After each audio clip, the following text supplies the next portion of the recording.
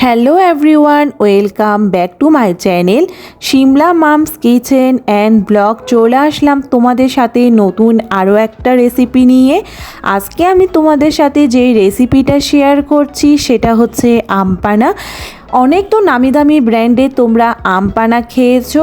আজকে আমি আমার শিমলা রান্নাঘরের আমপানার রেসিপিটা আমি তোমাদের সাথে শেয়ার করব, কিভাবে আমি বানিয়ে নিয়েছি এই আমপানা। আর এই আমপানাটা তোমরা চাইলে 1 মাসের জন্য স্টোর করেও রেখে দিতে পারো। আর এটা স্টোর করে রেখে দেওয়ার পরও কিন্তু এটা নষ্ট হবে না, যেহেতু এখন প্রচণ্ড গরম পড়ছে। আর এই গরম থেকে আমরা কিন্তু সকলে চাই একটু ঠান্ডা কোনো কিছু খেতে। আর এই ঠান্ডা জাতীয় খাবারের মধ্যে কিন্তু আমপানাটা আমি মনে করি অনেক বেস্ট। আর এটা কিন্তু তোমরা চাইলে বাড়ির মধ্যে খুব চটজলদিভাবে বানিয়ে নিতে পারবে। তাহলে আমার আজকের রেসিপির মাধ্যমে তোমরা দেখে নিতে পারো কিভাবে আমি বানিয়ে নিয়েছি আমপানা।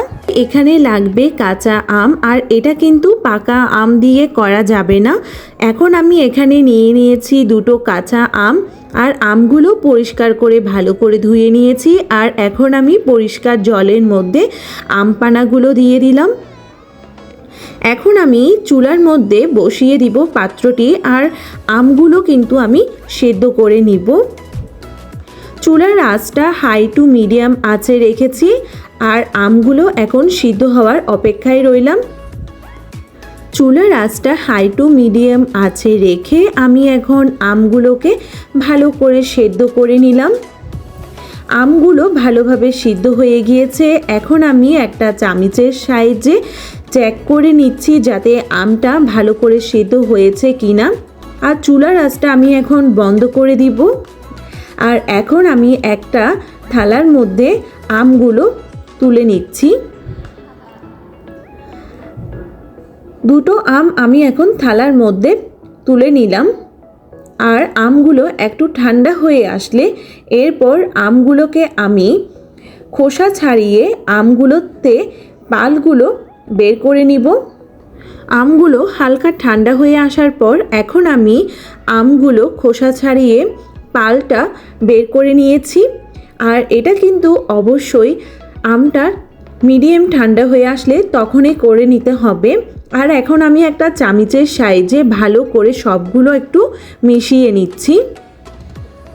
সবগুলো আমের পাল মিশিয়ে নেওয়া হয়ে গিয়েছে। আমি এখন এখানে নিয়ে নিয়েছি একটা মিক্সিং জার। মিক্সিং জারের মধ্যে দিয়ে দিচ্ছি আমের পালগুলো। সবগুলো আমের পাল আমি মিক্সিং জারের মধ্যে দিয়ে দিলাম। আর এখন আমি এখানে নিয়ে নিয়েছি কিছু মশলা। এখন আমি এখানে নিয়ে নিয়েছি 1/2 টেবিল চামচের মতো গোটা জিরে, আর 6-7টার মতো গোলমরিচ, আর নিয়ে নিয়েছি 3টে কাঁচা লঙ্কা, আর দিয়ে দিচ্ছি এখানে অল্প একটু লবণ। আর সাথে আপনারা চাইলে এখানে বিট লবণটাও দিতে পারেন, যেহেতু আমি এখানে বিট লবণটা দিচ্ছি না। আপনারা চাইলে কিন্তু বিট লবণটা দিয়েও করতে পারেন। আর এখন আমি মিক্সিং জারের মধ্যে সবগুলো একসাথে একটু মিক্সড করে নিব। সবগুলো একসাথে মিক্সড করে নিতে হবে ভালো করে।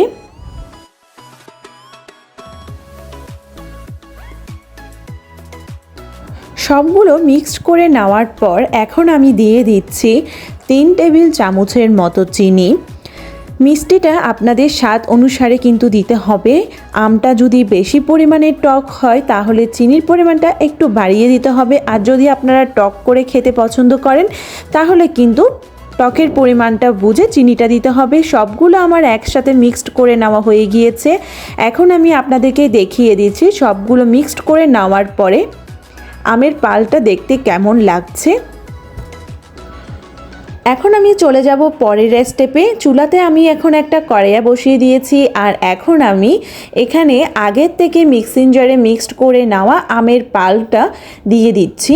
চুলার আঁচটা একদম মিডিয়ামে রাখতে হবে।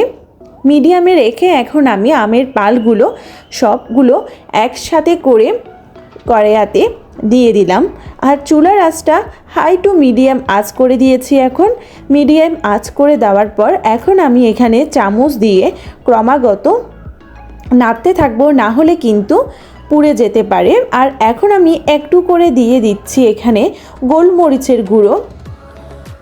এখন আমি চামিচ দিয়ে ক্রমাগত নাড়ছি যাতে করে কড়াইতে লেগে না যায়। আর আমের পালটা আমি এখন কড়াইতে একটু গরম করে নেওয়ার কারণ হচ্ছে যেহেতু এটা আমি 1 মাস পর্যন্ত স্টোর করে রাখবো, তাই আমি একটু গরম করে রাখছি। আর এভাবে করে রাখলে কিন্তু একদমই আমের পালটা নষ্ট হবে না।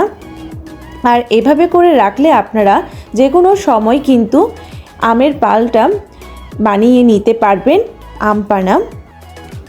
এখন আমি একটা কাচের গ্লাসের মধ্যে নিয়ে নিচ্ছি ফ্রিজ থেকে বের করে নেওয়ার ঠান্ডা জল। আর এই ঠান্ডা জলের সাথে আমের পালটা আমি এখন 1 চামচের মতো নিয়ে নিলাম। আমের পালটা আমি এখন জলের সাথে ভালো করে মিক্সড করে নিব।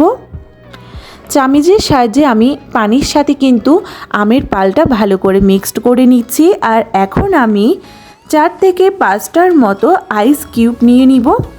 এই আইস কিউবগুলোও কিন্তু আমি জলের সাথে মিক্সড করে দিব। আর এই ঠান্ডা ঠান্ডা কিন্তু আম পানাটা খেতে কিন্তু অনেক অসাধারণ লাগবে।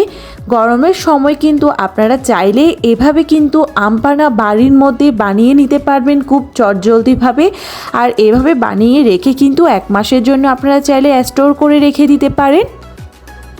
আমার আজকের রেসিপিটা যে যেখান থেকে দেখছেন অবশ্যই কিন্তু দেখে একটা লাইক দিয়ে দিবেন আর কমেন্ট করে জানাবেন আপনাদের কাছে আমার আজকের রেসিপিটা কেমন লেগেছে। আর আমার চ্যানেলে যদি নিউ ফ্রেন্ড হয়ে থাকেন আমার চ্যানেলটা কিন্তু অবশ্যই সাবস্ক্রাইব করবেন, পাশে থাকা বেল আইকনটি কিন্তু অবশ্যই ক্লিক করে দিবেন, তাহলে আমার সব রেসিপিগুলো আপনাদের কাছে চলে যাবে। সেই পর্যন্ত আমি আজকে আমার এই রেসিপিটা এখানে শেষ করছি। আর অবশ্যই কিন্তু শিমলা মামস কিচেন অ্যান্ড ব্লগের সাথেই কিন্তু আপনারা থাকবেন।